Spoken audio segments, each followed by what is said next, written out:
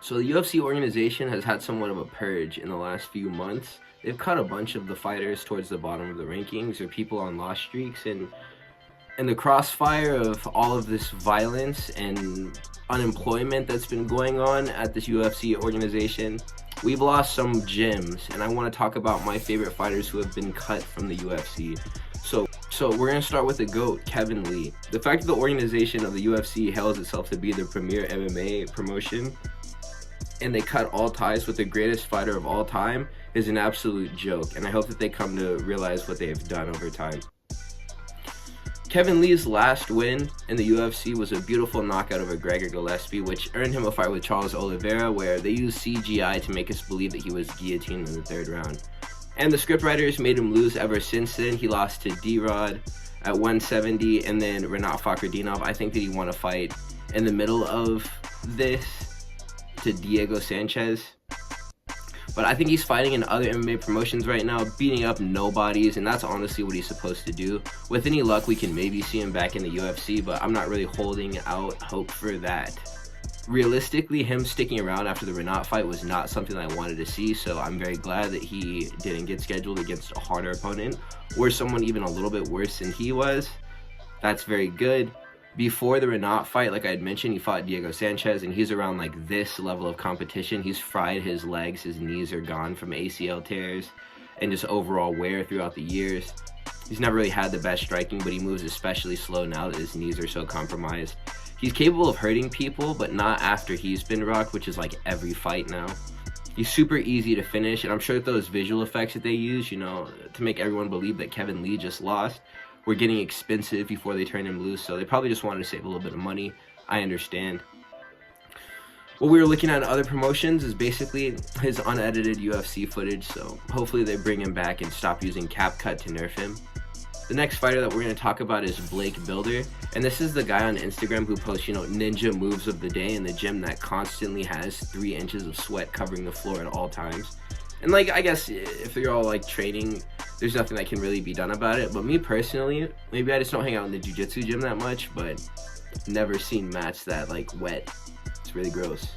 So he appears as this really slick grappler online whenever he's doing these choreographed moves and sweeps and other showcases on social media, but in the octagon, he is a super irresponsible striker who is way too grappling minded for someone who isn't strong enough to get in on takedowns against a fighter like Zhang Young Lee without getting beat up and hurt to the body first, They had him fight Kyle Nelson this other time, who, even though Kyle Nelson just got done up by Steve Garcia, another good fighter, Kyle Nelson has massive power in his hands, and he was just touching up Blake Bilder. So I feel like Blake Bilder is a guy who would likely do better as a coach. He's pretty knowledgeable in grappling, but as a striker and MMA, he is not doing it for anyone. So a sad loss just because he is a personality online, but striking needs some work, and you can't just keep getting beat up on TV. So understandable. The next fighter is a fighter that we lost who it hurt me whenever I read the headline. This was some time ago too. Mohammed Mokaev. It all kind of started with him. These cuts. He was the first one. And it's I just want to preface by saying I'm not really losing sleep over this. I know what I just said, but he's a crotch sniffer, and that's kind of it. He sold us wolf tickets before every single one of his fights by telling the media, this is the time I'm going for the finish. I feel dangerous. And then he's just going to smudge his opponent. And it's cans, too, that he could knock out if he had any type of bag on him in striking. And everyone in the audience and at home while watching his fights, we're all just scratching our nuts, bro, and texting our women, bro, because he's so boring. And then he gets in the mic and he acts like he's ready to fight Brock Lesnar or Pantoja. It's so you have to be delusional to think that you're the greatest or to become the greatest, but dude, this delusion was not warranted for his skill set. I mention him now because he really did have the makings of a superstar, though. He talked trash, which isn't bad if you perform at a high level. His striking was pretty mediocre and never developed, but if he had some solid boxing on him, if only he had boxing someone like Steve Erceg, I think he could have made it to a title, or at least fought for one before he left the organization. He'd still be here, is what I'm saying. He beat Manel Kape in his last fight, which we do have to remember. And I get Manel Kape broke his toe pretty early in that fight, but this entire event was Mohammed Mokaev to a T, It was a nasty grudge match in the build-up. There was a fight in the hotel. They were fighting before the fight started in the cage, and then once they got done with that and then the fight actually began, they just fainted at range for 15 minutes, and then there was cage wrestling leading to a Mokaev unanimous decision. So he's a very interesting fighter. I don't know if he's fighting professionally still, but I hope he's gotten some world-class strikers to work on his kickboxing so he can actually stop people. And then I want to see him get back in the UFC, because I don't feel like that's a story that's been finished yet. So we're going to move on now. The next fight that I'm going to talk about is going to be Robelis Despaigne. And oh boy, oh what could have been for Robelis Despaigne, you know? When will heavyweights learn that just because they're big, that doesn't make them immune to getting taken down, and that whenever they get to the ground, they actually need to know how to get back up to continue fighting if they are stand-up fighters? Most of them are. Robelis Despaigne was beaten up by Waldo Cortez Acosta and then Austin Lane before he was dropped by the promotion.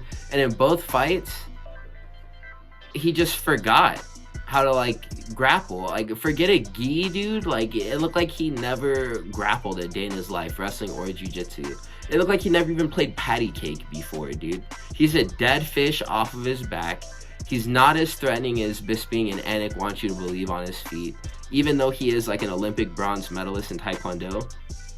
I'm just gonna say it, dude. I think that's a really garbage background to come from if you only have Taekwondo and no type of traditional karate, or like just regular traditional boxing to lean on like outside of your kicks, dude.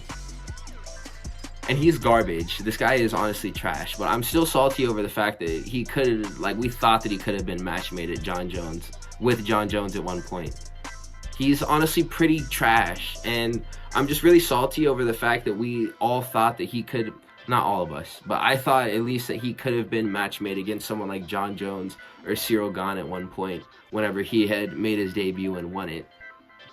This is the greatest sham in recent years of the sport's history, and I'm so glad that he's gone so I don't have to be wrong about picking him to pull his career together.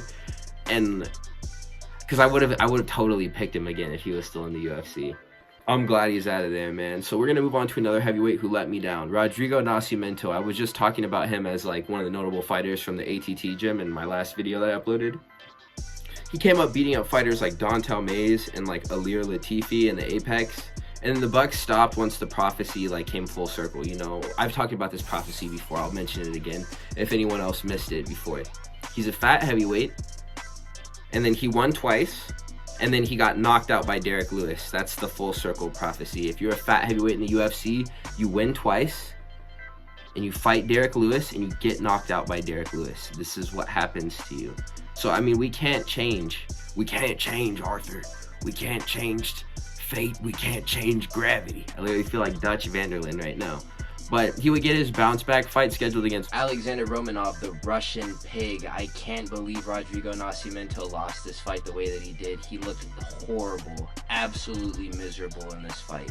And I think it's honestly safe to say that he sucks after this. I confused Romanov with Tabora, and Tabora is probably the goated Apex heavyweight. I mean, technically it's Volkov if we're going to be for real, but he's like fighting on numbered cards more these days. So we're going to see if he can actually win his rematch over Gane, because he's not looking like he's going to go back to the Apex anytime soon.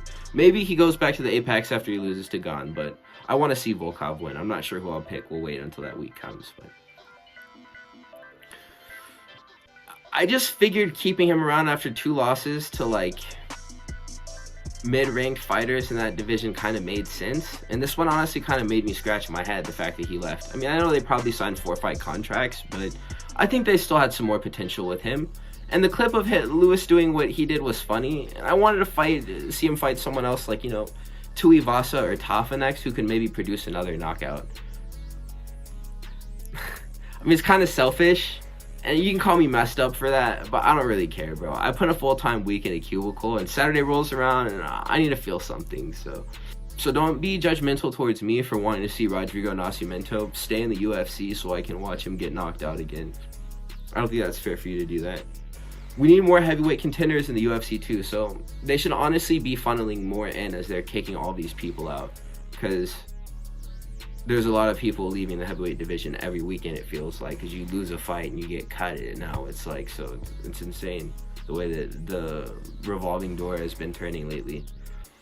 I mean, this division is so burnt out, though, it's really depressing. And, like, hopefully we can get, like, 5 solid heavyweights who pop up at, like, the same time in the near future and all make a run towards the belt. That would be sick. Because heavyweight always has potential to be an interesting division. It's just we have no contenders right now. So that's going to take us on to the next pick for this list, and that's going to be Brian Kelleher. And, like, they didn't really do this guy any favors by giving him Umar, Mario Batista, and then Cody Garbrandt in back-to-back-to-back fights. This man got arm triangled by Cody Gibson in round 1 of their fight. And if you know anything about Cody Gibson, the substitute middle school teacher, he is absolute garbage at fighting. And I can't believe Brian Kelleher lost this fight after he was just competing with the likes of Umar, Mario Batista, and Cody Garbrandt. Like, what an absolute crying shame this was for him to have lost the way that he did. So my point is, fighters like him are, like, important. Like, Brian Kelleher has to be beaten by fighters in order to be, like, he's a showcase fighter, and I'm not saying that for his own good either. He's dangerous, but he's very finishable, and it's very thrilling whenever he does get finished. And I know for a fact that he doesn't suck, and he'll have his moments in these fights too, even whenever he loses, which has been a lot lately. And he was competitively striking with Cody Garbrandt before he got caught. And Rafael Assunção didn't put up as good of a fight before he had gotten slumped as Brian Kelleher did. And sure, the clip is a little bit goofy, but dude, if Brian Kelleher sucks so bad, then the fact that all these fighters are winning against him doesn't really mean anything. And I don't think that that's true because he's UFC caliber. I do believe so. I just don't think he can take the same level of damage as someone like Michael Chandler, who I'd say is literally just as entertaining as he is. But he's always going to come forward. He doesn't care about getting finished, and that's what makes his fight style so fun. So, I don't think that he's great. I don't think that he's even that good. But he puts on fun fights, so I think that he should stay. I want to take this opportunity to have a moment of silence for Brian Kelleher. Alright, that's it. That's all he gets. The next fight that we're going to talk about is Herbert Burns. And I just want to say that I think it's so funny whenever fighters have brothers. Not all people are, like, created truly equal, you know? And you see that whenever you look at fighters' brothers. Sometimes they both are, like, amazing. It's not always safe, though, to assume that just because a fighter has a brother that they're both going to be of similar fighting instincts and that they're going to have the same skill level. I mean, the Pettis bros are pretty good. The DS brothers are pretty good. I mean, I'm saying that as an understatement. They're amazing.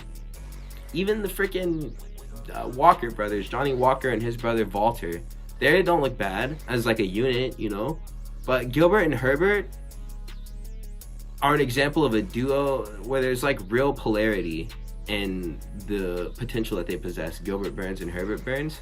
Gilbert Burns is just so much better than Herbert Burns, and Herbert loses really badly.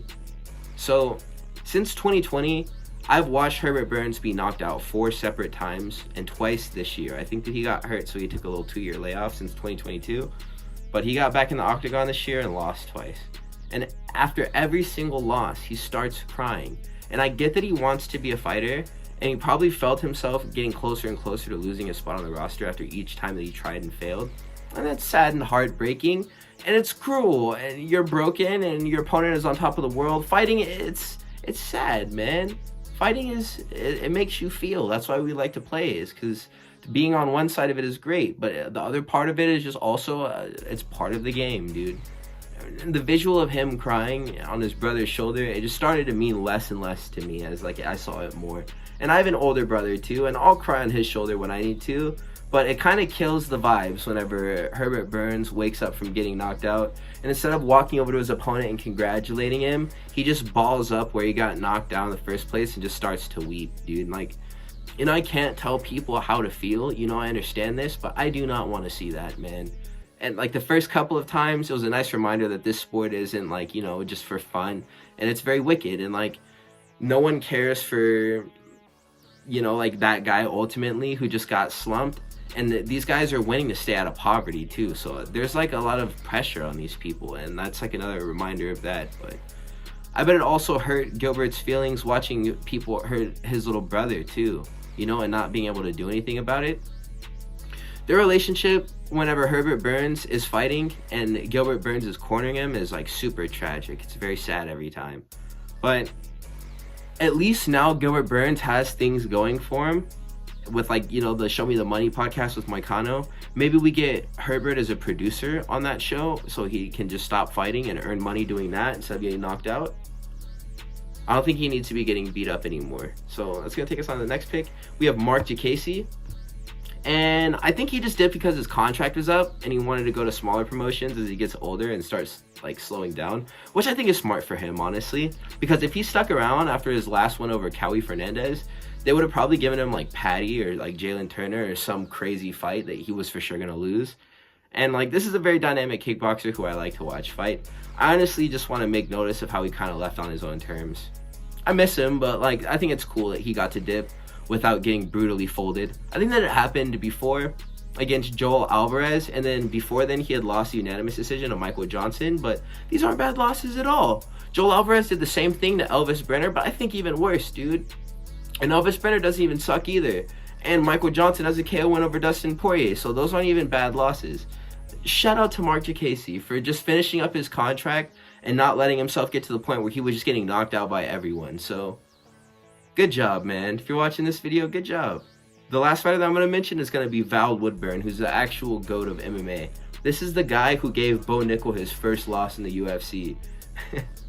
In reality, he was slumped out cold, and then Oban Elliott fought him, and he got cut afterwards. He fought at 185 and then cut down to 170. And he has great power. I just think it's funny for the fact that he is a 5'8" middleweight and then was eventually a 5'8" welterweight. I mean, if you do want to split hairs, you could say that Val Woodburn was Bo Nickel's best win in the UFC, so at least you can talk about that in the bar. Wherever you are right now, Val Woodburn, I hope you're having a good day. So that's going to be my list, you guys. Thank you for watching this video up until this point. Please like, comment, and subscribe for me. Comment video ideas in the comment section. I've been having an influx of ideas lately, so I'm going to act on them and just record everything, but I want to make videos that you guys want to see, so let me know what you guys are trying to peep in the comments. Have a beautiful day. I will catch you next time.